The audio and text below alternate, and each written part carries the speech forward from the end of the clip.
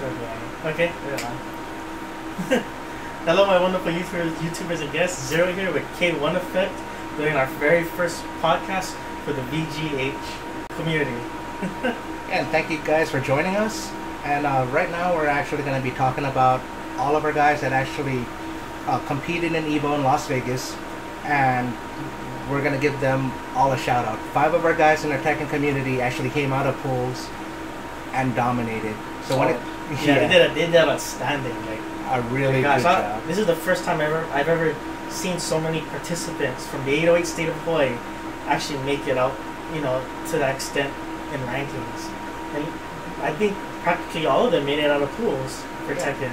Yeah. Well, technically, yeah. Well, 5 is already a really big number for Tekken. Yeah. But I got to give it up for Jonana. You got knee. I'm sorry, man. Oh man, rough. We had a rough matchup, man. Yeah. Who else did he challenge? It was me and some other Japanese player. Nobu? Nobi, I think. Nobi, yeah. If I remember correctly, it was Nobi. But yeah, I think his first matchup was with me. I got the message from Leighton Law's girlfriend. Yeah. Yeah. Oh. Yeah, through Messenger saying that he was fighting Nee, and then I was like, who's Nee? Honestly. I wish I could have made it though. That would have been awesome. Yeah. After I googled Nee, right? Googled his thing, and when it says #1 Tekken player in South Korea, I was like, oh. Oh yeah. I was like, oh my god. I wish I could have made it to that event, but I just ended up getting a new job, so I didn't have quite the amount of vacation days left. I wish I would have made it into the event too, but adulting got in the way. Oh yeah. And of course, I had to stay over here to make sure that the Tekken tournaments keep on running. Oh yeah, that's always good. Hey, what's up, Cable Flame 454? How you been, man? What's up? Where are you from, anyways, man? Oh wow, it's from the YouTube side. Oh. Yeah, so when I use the restream, the dual chat, the heart is the YouTube channel, and then the Twitch has the little icon, so that's how you can tell who's on the live chat on the side. Right on. But yeah, so far our Tekken community in Hawaii has been really strong. We've been throwing out tournaments every Thursday at Osayami Bar and Grill. And if you're in the Hawaii area, be sure to check it out. Just Google Osayami Bar and Grill, and we'll be there every Thursday. Oh yeah, that's a wonderful place, Osayami. Very good place, good food. The sliders, it's killer. I love that food, man. And also they have really affordable drinks if you're, planning on getting drunk and stuff. But other than that, the scene there is awesome. The community is very friendly. If you want to improve your game on Tekken 7, best thing to do is come out, be there, and check out and check everything out, man. If you're a serious Tekken player, I suggest you actually come out, get some tips, and get your game on. Oh yeah. I totally agree. Hey man, so you're from Texas, Cable Flame? Oh wow, I've actually been there before. I actually flew past Houston, so it's a pretty nice place. I actually got lost at the airport in Houston. There's 2 places in the U.S. when I used to go traveling. It was Atlanta, Georgia, that airport, and at Houston. I got lost so bad, I stressed out just to find my baggage. Then I had to catch connecting flights. I actually lived in Texas when I was actually a lot younger. Of course, my dad was active Army, right? Yeah, oh yeah. So I actually lived in Fort Hood for about, I think, a year. Yeah, I had a few friends who got stationed at Fort Hood. Yeah. They actually liked it there. Texas is a wonderful place. Awesome steaks. Yeah, I love the food up there. I miss some of the food up there. Right. But I wonder who else. So what is the tournament going to be like tonight? The tournament? It's probably nobody's going to be. You're talking about a Cafe Gigi, right? For Evo. Oh, Evo. Yeah. Evo tonight would. I think it was whatever remaining pools was in Street Fighter 5. Right. And of course all of Ultimate Marvel vs. Capcom 3. And I think the finals for Guilty Gear and BlazBlue, I believe. Oh, yeah, that's right. Yeah. Guilty Gear and BlazBlue. Right. But shout out to our friend Jared Santillana. Oh yeah. Yeah. Even though you got bodied Big shout-outs. Yeah, even though you got bodied in Ultimate Marvel vs. Capcom 3, at least we actually got to see you get bodied. Oh yeah. And not a lot of people would actually be on the big stage playing. So yeah, congrats on that. Big shout out for you, brother. I give a lot of I give a huge huge respect for all the Evo participants. They did something I couldn't have done yet, man. Right. But you know, like we are planning on going to Evo next year, right? Oh yes, that's right. So if everybody, there's going to be another Evo in Japan. If I'm not mistaken, when was the date? January. Yeah, I think I actually checked out the list. I was like, it's anime Evo. I think like it's going to be based on like anime-based fighters. Mm-hmm. Yeah, which is kind of weird in my opinion. Games like Street Fighter and Tekken 7 might probably be side turnies. Yeah. So that's probably like that. Yeah, so you know, I was like, oh, okay, Evo Japan, cool. Oh, check out the list. Oh, none of our games. I actually played some of the anime fighters a little bit. Right. Not too much. I dabbled into it a little bit. But I'm just hoping, wishful thinking, Tekken 7 would actually be on the big stage. You know, in the same league with Smash and Street Fighter 5. So you know, like more people would actually be highlighted. Oh yeah, that's actually really good. Because the Tekken series actually came a long way. Like when there were signups for Tekken 7, from what I've seen, there were only like about 600-700 signups. Yeah. And when the game released, the numbers actually doubled on that. Oh wow. Yeah. So there was actually like about close to 1,300 participants. Pretty cool, right? Oh yeah, oh man. Yeah. I can't wait to go though.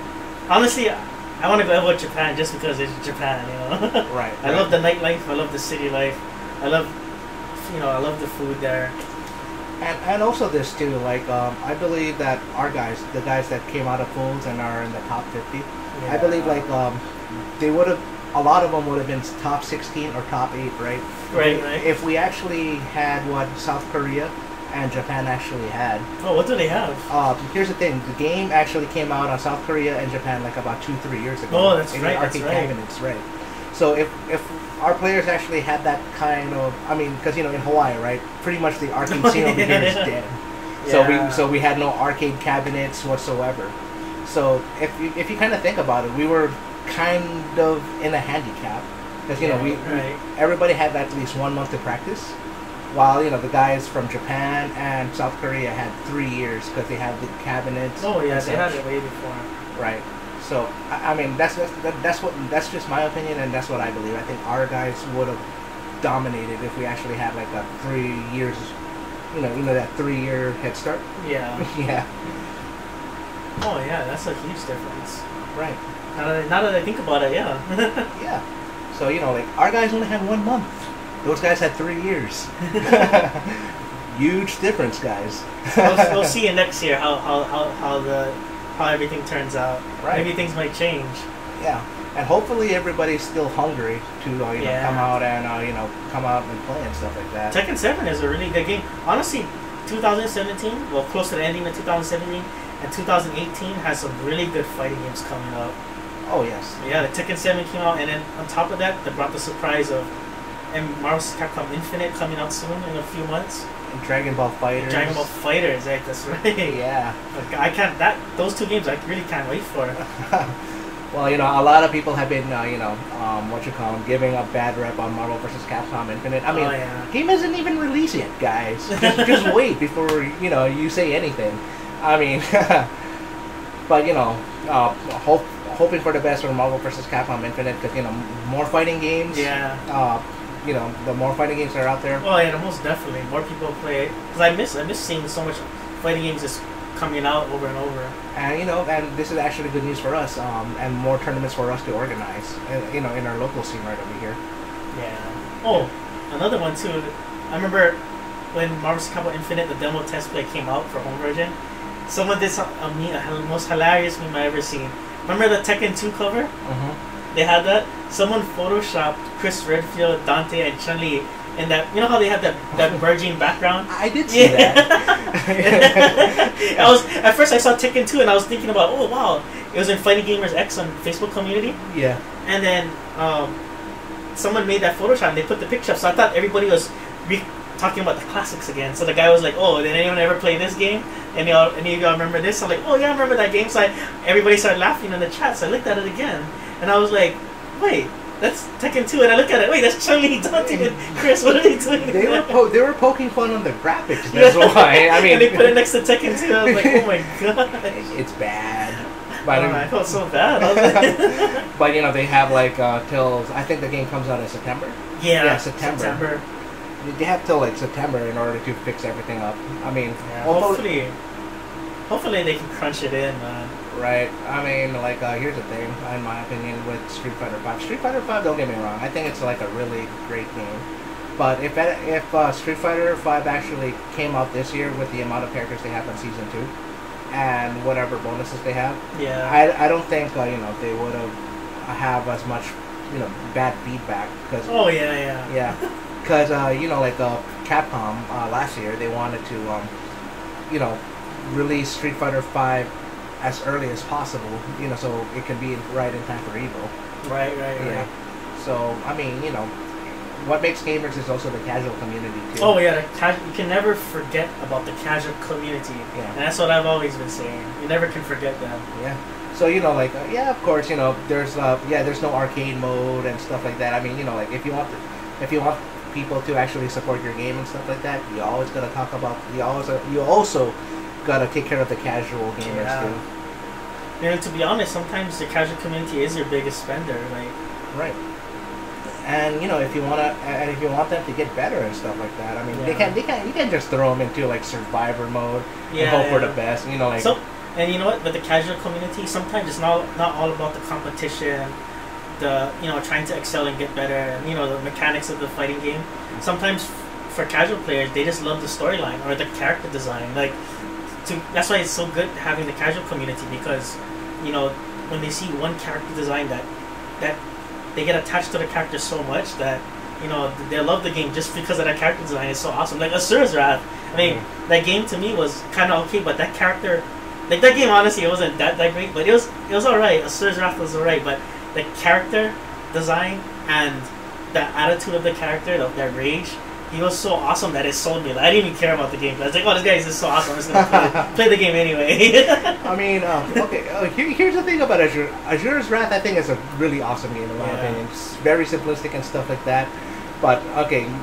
Here's the thing. The game came out like around $60, right? Yeah. Yeah. In order for me to see the true ending, and by the way, really messed up on this Capcom. I had to pay $75 total in order to get the true ending. Because the DLC. Oh yeah. Yeah. In order for you to see the true ending for Azure's Wrath, you have to pay an extra $15 in order to. Oh yeah, I remember that. Play it. But and here was the thing. Oh yeah, but you get to fight Evil Ryu and Akuma. I was like, okay, it's like this every other game. Yeah, I mean. Oh, speaking of Asura's Wrath, I really hope he somehow makes it into Marvel vs. Capcom Infinite. I actually saw the list of he could probably be DLC and stuff too. Like that would be so perfect. I saw Ashura. I saw Leon from Resident Evil. Leon S. Kennedy. Oh yeah, that's right. Yeah, because he's actually one of Capcom's favorites and stuff. So what are your thoughts about? You think X-Men characters are going to be in Marvel vs. Capcom Infinite? Nah, I don't think so. I heard the whole reason why they're not in any of the Marvel vs. Capcom games anymore. I heard it's because something about the rights. Yeah. I heard that was the main reason why they had to stop updating Marvel vs. Capcom 3 and just made a whole new one and took out the X-Men characters. From what I've read at IGN or Polygon or pretty much gaming dirt sheets. Oh yeah. What the creator said that gamers forgot about them. I was like, what? Are you? I was like, how can you forget about Wolverine, Storm? Those X-Men characters are iconic, man. That's what I feel. I think it has to do something with rights. to the characters. I think that's what it is. It's the whole movie fiasco thing. So pretty much, yeah, the whole, of course, like Fox owns the rights to X-Men. Yeah, that's right. To X-Men and Fantastic Four, and Sony owns the rights to the Spider-Man universe. So that's true. Oh, and also, I remember the same thing happened with Marvel vs. Capcom 2 back in the day, where Marvel vs. Capcom 2 came out a long time ago, but they were gonna make a Marvel vs. Capcom 3 earlier, actually, but it never happened until like way later, so many years later. But I heard the reason why they didn't make Marvel vs. Capcom 3 right away after 2 is because they didn't have rights to the characters. I think EA bought the rights. That's why EA started coming out with those Marvel games. Remember, like, was it Ultimate Alliance and all that stuff? Yes. So that's why for all those years there wasn't another Marvel vs. Capcom game. So yeah, EA got the rights until recently, and then NBC3 came out, and then they lost the rights again. It's all a licensing thing, dude. And, and here's the thing: if knowing Capcom and stuff like that, they might probably do this because they actually did this for Street Fighter Cross Tekken. Exclusivity deals. You know what I mean? Yeah. Like for example, like if you buy Marvel vs. Capcom Infinite for the PlayStation 4, you get Spider-Man. Oh, I didn't know that. I'm just saying. Right. Because like Sony owns the right to Spider-Man, right? Right. Yeah, that's true. That's true. So that could probably happen. You never know. Another character I was so hyped about when MVC Infinite first came out was Sigma. When I saw Sigma, I was like, I had no idea they're gonna throw him in that game. Right. Like I knew Mega Man X. Yeah, like I knew it was possible to come in. I knew Zero was gonna be in there. I knew Mega Man X was gonna be in there, but I had no clue. That caught me blind on the blind side when they threw Sigma in there. And then when I saw Sigma and Ultron, I was like, I knew they're gonna fuse already. Because Sigma always fuses with people, and so does Ultron. I also kind of noticed this too. Like they actually reskinned some characters and how they fight. Oh yeah, they did. did. Captain Marvel kind of fights like Jean Grey. Yeah. Phoenix from Marvel. That's right. Marvel vs. Capcom 3. And Ultron kind of fights like Doctor Doom. Oh yeah, he does. I noticed that. Yeah. It's very similar. So, if anything, like if you want to play as Wolverine, hopefully Black Panther plays like him. I think that's why they threw him in there. Right. So what I'm thinking is maybe Sony or Capcom has a thing with Disney and stuff. Right. Because of Avengers and all, which is a smart because if you notice all the character designs for Marvel vs. Capcom Infinite, they're all based off the Marvel vs. Capcom universe, the cinematic universe. Yeah. Which is good because that actually says that Captain Marvel's gonna be in the movies sooner or later. Right. And they're also gonna add in like a more Guardians characters there. Of course, you already saw Rocket Raccoon and Groot. Yeah, was it Infinite? And also Gamora. Yeah. But no Star-Lord. Come on, no Star-Lord. He's never in any game. Just forget about it. And please, Marvel vs. Capcom Infinite, bring back Captain Commando. Oh yeah, he has to come back. Captain Commando. I like that character because he's so original compared to all the other characters. Right. Like, he's the only character he had like 4 different assists, and that was a part of his moveset. He had that ninja. I think the big machine was Babyface. That baby comes into that mech. And he shoots a rocket, and he had that other mummy that flies across it. He's so cool.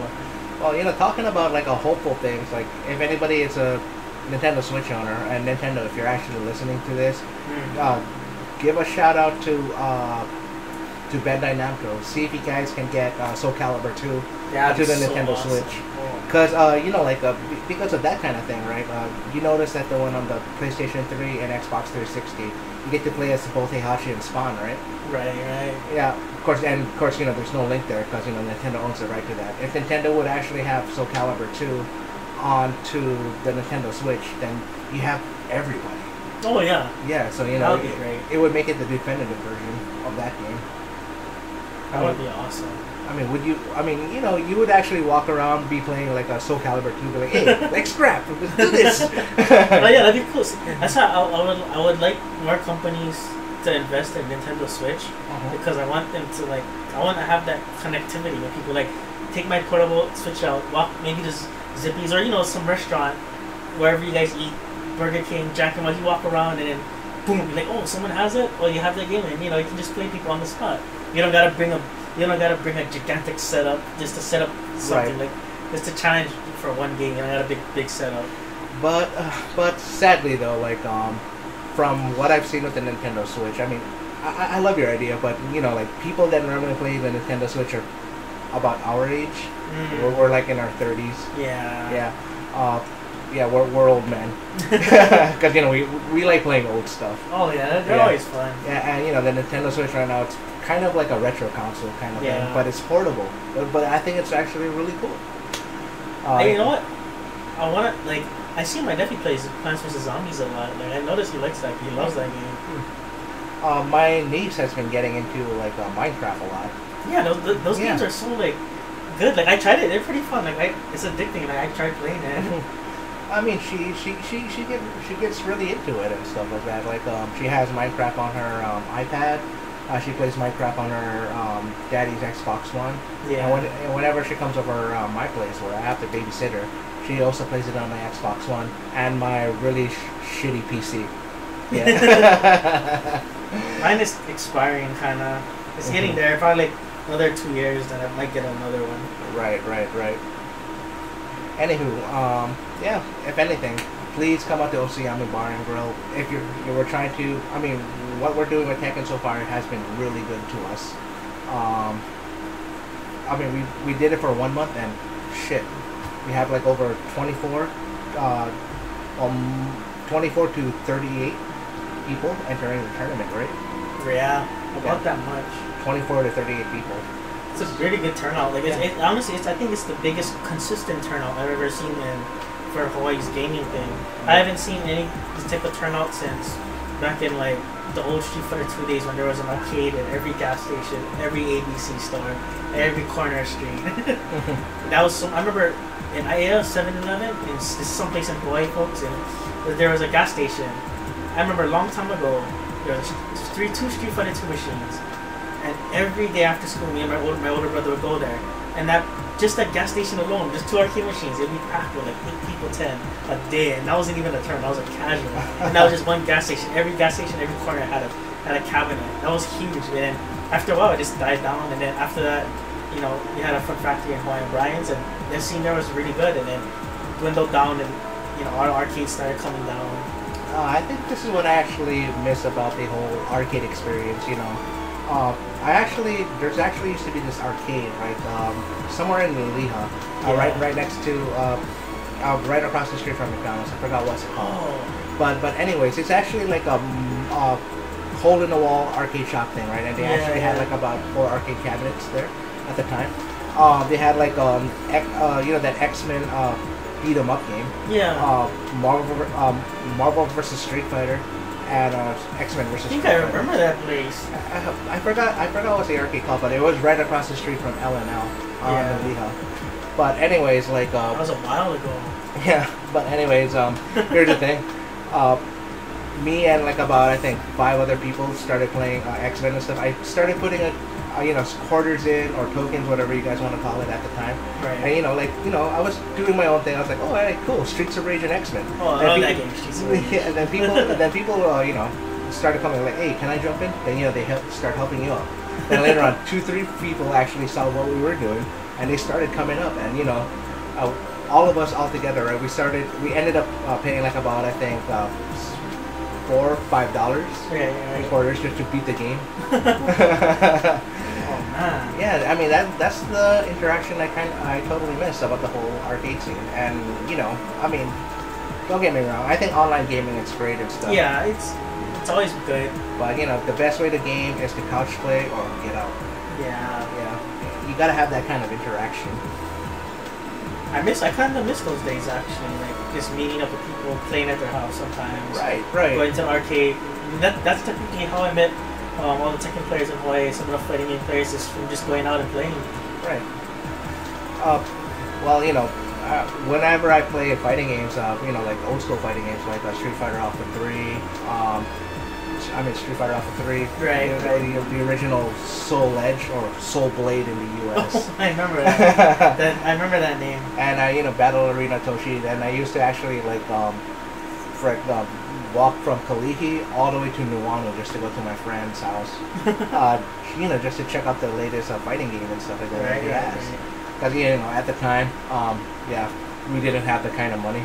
So broke as a joke back then. Right. I mean, we were kids. I mean, in order for us to get new games, is either, you get friggin' good grades, you get good grades, and or you save up whatever allowance you have, but you have to fucking not buy like fucking dollar lunches or dollar surf. What I used to do back, a long time ago. I used to actually sell newspapers back when I was in elementary. Right. I used to sell newspapers early in the morning to like 4 in the morning, real early. I used to do it with my older brother, and that's how I used to get money to buy stuff. But I would save all that money, and I never knew what to spend it on until I got older. Then I'd spend it here and there. And I think once I hit 14 years old, I ended up working at Ultrazone. That was actually my first job. Oh, right. So right after school, I'd just go and work, and then work there until like 10, whatever. Come home, go sleep. I think at that age, my parents didn't really care. That time I was only living with my mom and my dad. I was moving back and forth between my mom and dad. Right. During that time, I would just go work Ultrazone. And at high school, I just started buying games, and that's when I hit intermediate or high school. That's when I started buying the most games, because that's when I started working. That's when I started playing all these different games. There's other stuff how I got games, but I can't see it on stream. There's other ways I made money, but not on here. But when I was, of course, for me, right, in order for me to get new games, I gotta get good grades, right? So technically, here's the thing, it was pretty bad in my situation when I was a kid. I could only get myself 4 video games, 4. Yeah. 4 video games every freaking year. So from every semester, I gotta make sure, make sure that this thing lasts. That's how comes fighting games actually has like a very special place in my heart, especially Tekken 2 or 3, because those were like pretty much the only games I could play at the time. Yeah. You know what I mean? So I mean, if you guys ever seen my video game collection, I have. You have a lot, man. I was looking at that tower like. Right. So I used to actually go through each games and stuff, and it's sad to say now I buy games but I don't play them. Same in here. I have a few games I haven't touched it, even on Steam. Oh, and then what would you say is your favorite, your most favorite games? Let's say 5 out of 5 games. Could be any game. What would be your most favorite games of all time? That you could never forget. Legends of Zelda: Link to the Past. The one for the Super Nintendo. Solid game. I've beaten that game over 200-300 times. It was that good of a game, man. I mean, I've beaten it on the SNES. I've beaten it on emulators. And I also beat. You gotta watch it for your Twitch. I've also beaten it on the Game Boy Advance and the re-release on the DS. Right. And stuff like that. But Legends of Zelda would actually have a very special place in my heart. Of course, Tekken 3. Tekken 3 was just an amazing fighting game. I had another friend who loved Tekken 3. He used to play it at Ultrazone all the time. His name was Chris Delmar. Christopher Delmar. And I think his father was actually a grandmaster for Eskrima. Oh. But then this guy Chris Delmar, he kind of has I guess he's actually babysitting when I was younger, and I never knew he used to like Tekken 3 a lot. And so I challenged him to play Heihachi, and he beat the crap out of me. Man, I mean, Tekken 3 will also hold a special place in my heart, because here's the thing. I actually made my cousins cry on that game. Because, remember, of course, there's a joke running around in the whole Tekken thing, right, that if you use Eddie, you're trash. You press 3-4, 3-4, 3-4. I didn't know what I was pressing when I used to play Eddie Gordo. I thought he was the shit. I was like, dude, this guy is my jam, dude. Right, from back in the day. Only the strong, dude. Yeah. 3, 4, 1, 1, 2 plus 3, 4, 5, 6. I was Right. my stick was going like this, dude. I was mashing like crazy, doing all kinds of weird angles, and he was just doing all kinds of crazy shit. Like, dude, this character is crazy. Yeah, so Eddie Gordo. I remember that. And also Metal Gear Solid, the original one. I mean, that game actually felt like a freaking movie, man. Oh yeah. I mean, dude, even though the graphics aren't on par on today's standard, that was a solid game still. Yeah, it's still a solid game from this day, man. I mean, of course, they re-released it on the GameCube called the Twin Snakes, but I would actually prefer the original one better. The voice acting on that one. To me, honestly, actually better. That was the most. I like the first Metal Gear, well, the one on PlayStation, because it was the most original of its time. Right. Like, if you think about all the games that came after Metal Gear, it feels the same. Like, it feels like you're just playing Metal Gear 1 with better graphics. Right. With extra features a little bit. Like, there wasn't something entirely, original they took, you know what I mean? Like, that was truly tactical espionage. You had to assassinate people. You couldn't even stay in the line of sight. Okay. Alright, I'm gonna go back to number 4, and also another game that actually holds a special place in my heart will probably be Streets of Rage 2. Oh yeah. Yeah, Streets of Rage 2, man. Why that game holds a special place in my heart is due to the fact that one, it was actually the very first Sega Genesis game I've actually owned. It wasn't Sonic, guys. I know it's kind of crazy, right? But it was actually Street of Rage 2. I actually got that as a gift from my uncle. Yeah, which was really awesome. So, me and my brother would actually be jamming that. And, like, back in the day, right, it was kind of like a hand-me-down Sega Genesis that I had. So, like, I didn't really have that generic, that D-pad with the 3 buttons and stuff. Oh, right? yeah. So when my uncle actually gave me that Sega Genesis, he actually gave me, like, the Sega Fight Stick with it. Yeah, of course, the traditional 6-button fight stick stuff on the Sega Genesis. That was horrible. It was. So yeah. I mean, like, of course, I don't know what happened to it either. Probably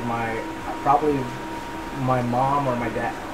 Most likely my mom at the time probably mailed our old stuff and gave it as hand-me-downs in the Philippines. It's a Filipino thing. Yeah. You know what I mean? So whatever old we have, we give it to our relatives in the Philippines. It's pretty much like we're pretty much the Santa Claus to them. Right. Because like our technology to them is totally different. Oh yeah. Yeah. It's understandable. I think for me, growing up, I played so much different games. I think one of my most favorite games, I had to put number 1 for me. Still, well, I don't even know if it's number 1 yet, but I had to maybe number 2, 1 or 2. I think it's still Chrono Trigger. For me, Chrono Trigger was my most favorite game of all time. It's because I think what drawed me into the game was because, it was one of the earlier RPGs in that type of graphic and art style during that time. Right. And what I loved about Chrono Trigger, it brought that old style, like knights and swords, and this bare knuckles, like just fighting gigantic ass monsters and hand-to-hand combat. Like that's almost crazy. And then it included futuristic stuff like machine guns, launchers, and then like that whole idea of having warriors or people from different timelines, becoming good friends and joining together because of the greater good, right? And saving the world or time. But I thought it was, and the character development in Chrono Trigger was, I think, is one of the best. Like every character is memorable. I agree. I think another game I used to love playing was actually Sonic and Knuckles. When that game came out remember this was Sega Genesis, and you had to buy Sonic the Hedgehog 3. And then to get Sonic Knuckles, you had to buy the attachment, and you had to put it on top. Right, I remember that. I look at that in the past, and I thought how ridiculous that was. Like, holy shit, I had to buy a Sega Genesis. Then I had to buy Sonic and Knuckles, and then Sonic the Hedgehog. Make sure I had Sonic the Hedgehog 3 to be able to play that game. Well, speaking of which, and of course, I would put Chrono Trigger in my top 5 though. But another game, And my last and final game that I'm gonna mention is Soul Edge. Oh yeah. Yes, Soul Edge was just an amazing fight game. That game is. I wish they made another one, man. Yeah. Soul Calibur is long overdue. So hopefully Bandai Namco answers their prayers. Yeah. Here. See this, Bandai Namco? it's please give us a new Soul Calibur game. Right. And okay, and remember other fighting games with weapons. Of course, there's Bushido Blade. Remember Battle Arena Toshiden? Oh yeah, I remember that game. Yeah. Well, if you play it in today's thing, here's the thing: game was ugly back then. Game is still ugly now. You know what I mean? Yeah. I remember Toshinden. I used to love that game. Yeah. I used to play. What's that game? Shu, that character. I think he was like a boss. I used to play the cheesiest freaking characters just to win. And also one of the bosses there was Gaia, I think. Yeah. Dude with the sword. Now right? I remember Gaia. Yeah. I played all the Boca characters in every game. Oh yeah, and remember, you know what? Here's another series that they should totally bring back. Tenchu. Remember Tenchu? Oh, Stealth Assassin. Oh man, you know what? I wish, because it was all about assassinating other people. Yeah. I wish they made like another game I wish they made a game like that was like a fighting game or like a versus, but you play assassins and you go into an arena and then you start off with nothing and you have to pick up items and you have to try to assassinate each other or something. This was a game in PlayStation 2. I can't really remember the name, but they made it into like a side, a beat 'em up. It was actually based on the Tekken universe, dude. Yeah, I remember that. Yeah, it stars Nina Williams. Nina Williams was the main character. Oh yeah, that's right. She had a game, yeah. Yeah. What's that? What's that game called? I don't remember. Yeah, see, now that's gonna bother me. I remember she was in a. See, I thought it was just me, and I remember she was in a game. Right. She had her own game. I remember that. Remember it. Now you know. Yeah, I can confirm it. She had a game. If anybody in the audience that's watching, if you guys know the was name, it after Tekken 4 or before Tekken 4? I think it was on the PlayStation 2. I think it's after Tekken 4. Yeah, that's right. That's how she ended up having the new costume, the assassin-looking costume with the tights. Yeah. That's when she first had it, because her costume used to be normal. Remember, she only wore normal clothes. Like in Tekken 1, 2, 3, she only wore normal clothes. Right. She never started wearing the assassin uniform until Tekken 4. That's gonna. She had her own game. That's gonna bother me now. Hold on, let me look for it. Hold on, folks. K1 Effect checking. K1 Effect 808 checking out the game. Yeah, I'm trying to find out what game Nina Williams is from, because I swear she had her own game. See, I told my friend, I was talking to my friend about that, and he told me it doesn't exist. And I was like, dude, it exists. It exists. It's not a figment of my imagination. Yeah, not stupid. And if I remember correctly, if you beat the game twice, right? Beat it in normal, you get to play as martial law. Beat it on hard, you get to play as Paul Phoenix. Yeah, I thought that's what it was. Yeah. See, I thought I was the only one. I know that game exists out there. Whether if it was really good or not. Let me try to get some reception outside. Okay. Be right back. Alright, folks. K1 Effect will be right. K1 Effect 808 will be right back. It's gonna look up the game and find out. They'll be right back. And just to let you all know, K1 Effect 808 is the CEO for the VGH Video Gamers Hawaii community. Alright, okay, I got the name of the game. The game is called Death by Degree. Death by Degree. Was the game good or was it bad? It was it was okay. Remember that beat 'em up game that Squaresoft, or now it's called Square Enix. Yeah. Remember guys. Not Her Guys, the Bouncer. The game was actually pretty good back when it first came out. I thought the graphics were like intensified, so realistic and you beat the game in 2 hours. You don't need a memory card for that. I remember because I couldn't afford a memory card back then. That's why I got the game. Was a shit. This game is so long. A game is so perfect. I didn't need a memory card. Right. Who was the characters? I remember one character because their names are so intriguing. I think the main character was Sion Barzad, and then the Taekwondo kicking guy was Cole Leifel. I remember their names. I mean, like, and then another one was Volt Kruger, the wrestling guy. Yeah. The grappling guy, Volt Kruger, the big guy. That was the name, Volt Kruger. The kicking guy was Cole Leifel. Then the protagonist was Sion Barzad. Yeah, and the kicking guy, right? Because like the guy, the art director for that game, actually art directed Final Fantasy VIII. Yeah. So you see a lot of similarities. Oh, that's with why the it looks so characters there. similar. Yeah. One thing that turned what turned me on about the game when I saw Cole Leifel had the tribal tattoos, I was like, oh, that's pretty dope, dude. Right. Maybe you want to get a tribal tattoo, and I didn't go through it. I was like, I don't know about that. I was like, where should I put it? Where should I go? Where should I start from? Should I start from here? But my school can't have that. Maybe I should start here first and make it go up when I get older.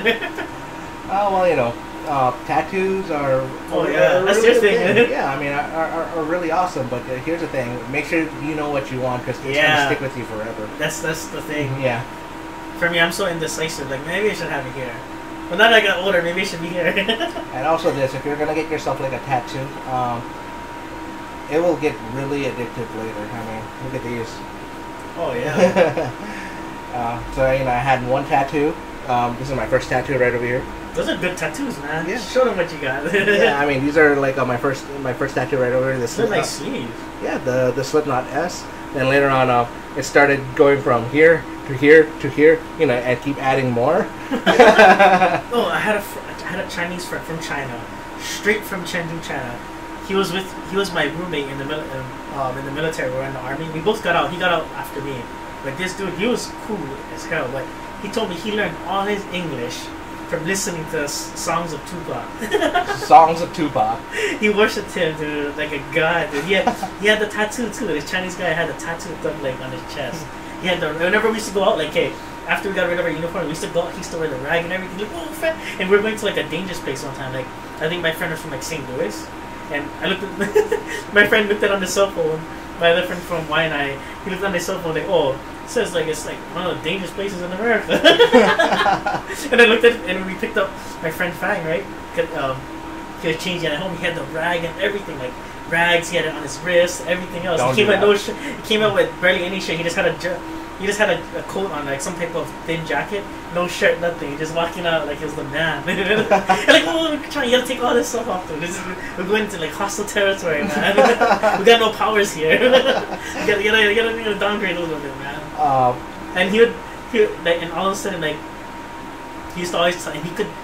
This kid was straight from China. When he stayed in America 6 months, got in the U.S. Army. Oh, told me he failed the ASVAB, he got a waiver for ASVAB, and then he got a $20,000 bonus. So I looked at all my friends who scored high on the ASVAB, and I'm like, damn, dude, what did you do wrong? Right. I was laughing so hard, and I made me feel bad too, because I scored pretty good. It's kind of like this too. Like, here's the thing. People that don't score high on the ASVAB, they always end up in freaking infantry. I was like, hey, so what you got? I got a 15. A 15? You make a great soldier. Yeah, I mean, like back in the day and stuff like that. No matter how shitty your score is, you still can get in. Yeah. now because we're no longer in wartime. They're a lot more stricter now, right? It was pretty good times. Yeah. And then I forgot one thing my friend from China did do. But he's the one who actually got in. Me and him got in. Used to play Dungeon Fighter online. This Korean online game. It was pretty good. It's like Double Dragon and Craft, where you can play online, and you can just verse people. Like, you can verse people in the arena 1-on-1, or you can level up like a regular RPG. And that game was pretty cool.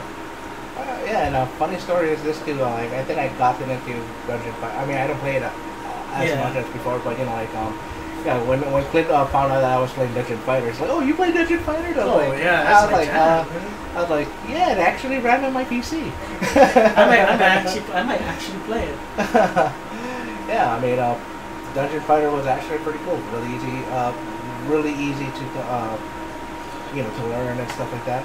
And, it's like any other mobile game that you find in your phone. Oh yeah, most definitely. It's a good game. I never knew that there's a cell phone version. There's a cell phone version? Yeah, they have a cell phone one, but I think it's only out in Korea. Oh, I see. It sucks because all the good supplement games, they don't come out together. All right, now getting back into the topic. After picking up Tekken 7, how far along you got with it in terms of skills and stuff? You learned a lot? Oh yeah, real. From before I couldn't even combo anything in Tekken, and even for blocking, I could barely block. Like I didn't even know what was safe or unsafe. But now I'm starting to see what's safe and unsafe. I'm starting to block certain things on reaction, and I'm noticing certain characters where to mostly block at, the positioning and spacing. I'm starting to learn where my paw should be at in terms of spacing. Right. And then what's safe to throw out, and then I'm learning what's unsafe, but what like if I get punished by it, if I just throw it out, what's the risk and reward. And I noticed like the Phoenix Punch, the down forward too, I noticed when I throw that move out, yeah, I get hit a lot even by if that. even if people can punish it, sometimes they still catch people because it's still a mid, yeah. So sometimes I'll try to trick people into demolition with the sweep, the leg sweep, right. so they block low, so I go into the Phoenix Smash. But then what I'll do is that sometimes what do you call that? I forgot what I was gonna say. But yeah, when Jonah taught me, he said he can block it, right? Like it's unsafe. But he said he can only punish it with one hit. They can't combo off of it. Like if they block it and they punish you back, I won't really get knocked down. I'll just get hit, and they can't really do anything else after. So that's not a bad trade for a little damage. Like if they block it, and I get hit with a little thing, compared to if I do hit that. I think I'm getting a lot better at Tekken because I know how to combo. Oh yeah, you got a lot better. Know how to throw, but I think one of my biggest flaws right now is because I've been fighting a lot of Pauls and a lot of matchup. Like a lot of Pauls and like characters, popular characters that people use. But when it comes to gimmicky characters, like I still, I gotta make sure the blocking is not there. Yeah, I got really salty yesterday.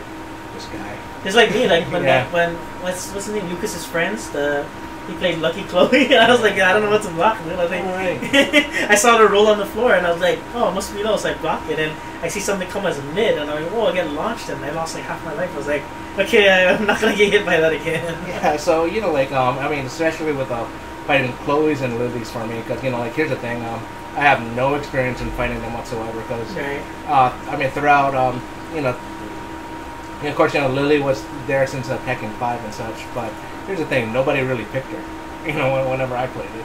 Yeah. True. But like that's the thing. I think that's one of my biggest flaws. I gotta make sure that I'm familiar with every character in the game. Oh yeah, same for me too. Same for me. And honestly, this game is really fun. Like I haven't felt this good about a fighting game since Capcom versus SNK 2. Right. That was one of my most favorite fighting games, actually for the Alpha 3. So this is another fighting game I actually really like. I'll probably start practicing more in. And here's the thing, with Tekken 7 release and stuff, I've never played any other game within a month. For a month, it's always been Tekken 7. Yeah, like whenever, of course, we run. Oh yeah, I noticed that. You've been playing a lot of Tekken. I've been playing a lot of Tekken because here's the thing, I actually want to get better at that game, and the community is so friendly. Right. Yeah, the community is so friendly. They're so open. They're willing to give you tips to help you better your game. It actually encourages me to come out more, and it encourages me in order to throw more tournaments on. Yeah, I really do hope in the future the Tekken Night scene, the fighting game scene grows, or the gaming scene in general grows, and I hope the VGH, the community grows a lot bigger too in the future. Right. Yeah, I mean we're gonna be involved with a lot of things going on. Of course, there's the whole Microsoft thing. That we're supposed to check out and stuff because they were interested in doing Halo with us and stuff like that. Right. Oh yeah, I remember that. Yeah, they were interested in doing Halo with us and such like that. So on July 23rd, you're free to come if you want. Most definitely. It's on a Sunday. We're gonna be heading into the Microsoft store just to see what's going on right there. Right. So hopefully that scene actually picks up because the more gaming, the better it is for. It would be great to collaborate with them. They do really good work too. Yeah, very good work. And also Comic Cons should be up. Honolulu Comic Con and Amazing Comic Con should be coming up too, right? Yeah, it's gonna be coming up in a couple weeks, and we're gonna be involved. Was it July 28th to 30th? Yes, wasn't it? 28th to the 30th. Yes. The weekend. That's perfect. Yeah. So myself and Zero are gonna be there. So So if you guys can say hello to us. Oh yeah, most definitely. Give a shout out. Yeah. And also, if any of you from the mainland are out of Hawaii or you live in another country and you guys are thinking about visiting Hawaii. Check the convention out. It's going to be at the Hawaii Convention Center. It's an all pure glass building, 3 floors, or 3 to 4. It's about 4 floors.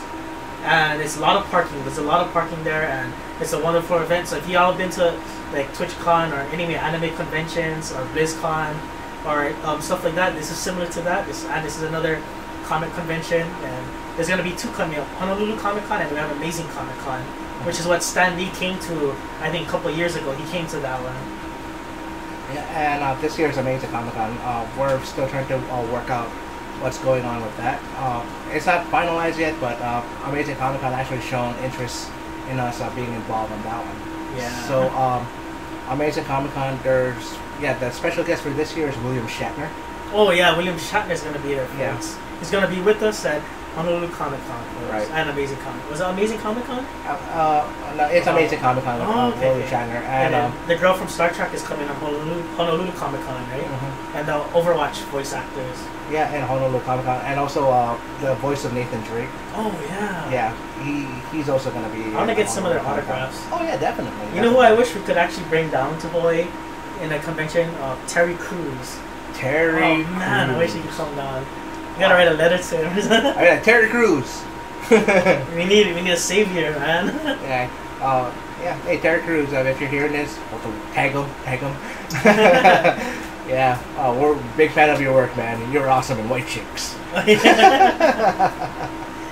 He was in the movie Friday too. It's hilarious. Yeah. He was also in the movie Gamer also, but he was the bad guy in that one. It's so funny because for such a big, swole dude, he's so hilarious. He's so free-spirited and funny, dude. Like, to see him play those roles, it's so out of context. And he's a really awesome role model too. I mean, like, very. I mean, have you ever seen his YouTube videos or his Twitch? Yeah, the Twitch too. Yeah, like he actually build a PC with his son. Yeah, which is actually a really awesome thing to do. I read his interview or article thing when he had that video about him. He was mentioning of that story where, he noticed his son loved to do all these things like Minecraft, and he noticed his son loves all these things, and I remember he said that he was losing his son, like losing in touch as far as the bond. It wasn't there. His bond was with his games. So I guess in order to strengthen that father-son bond, he ended up picking up a hobby his son loved instead to strengthen that bond, which is a very good fatherly thing to do. Like, I know I don't have kids, but from analyzing it from a logical perspective, that's the best logical thing to do is to go off of your son's dreams, to develop it. Because a lot of people, they try to. I notice a lot of people when they get older and they have kids, they try to push their dreams and successes onto their kids, which sometimes backfires in the future in the long run. Some of them benefit, but some of them don't. Like, it still backfires. Right. Or some of them do become successful, but they don't feel too close with the parents, and they excommunicate the parents sometimes. It causes that sometimes. Right. But yeah, Terry Crews, really awesome role model. That's a good thing he did. He's very smart.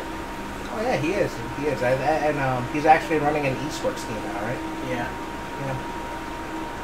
Well, hopefully to meet Terry Crews sometime next year, because it would be really awesome just to have him as a guest on Honolulu or Amazing Comic Con. Oh yeah, most definitely.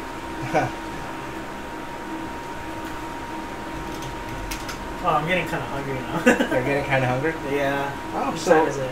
It's almost 9 o'clock. How long have you been streaming? About an hour now. About an hour? Yeah. So you just want to follow it up? Yeah, this is we're just trying to test out our first day. See how the water's going. and we had a lot to talk about, so which is actually really awesome. This is really good. We'll probably be doing like interviews and stuff later. We'll try to see how that goes. But yeah. Yeah. So if anything, we should probably interview guys coming back on Evo. Oh yeah, most definitely. We should do that. Yeah. I want to try to get with Shane too, because he's really good at camera editing and angles and stuff I don't understand yet. Well, anyways, we're gonna go grab something to eat. Thank you guys for joining us. Yeah, thank you so much, everybody. All right, ZeroHyperGaming, K1 Effect, VGH 808. Don't forget to like, subscribe, comment, and follow on my Twitch and YouTube channel, and K1 Effect and VGH on Instagram. Don't forget to check us out also on Facebook for VGH Video Gamers Hawaii, folks. Yeah. All right, folks. Thank you all for joining us. Peace.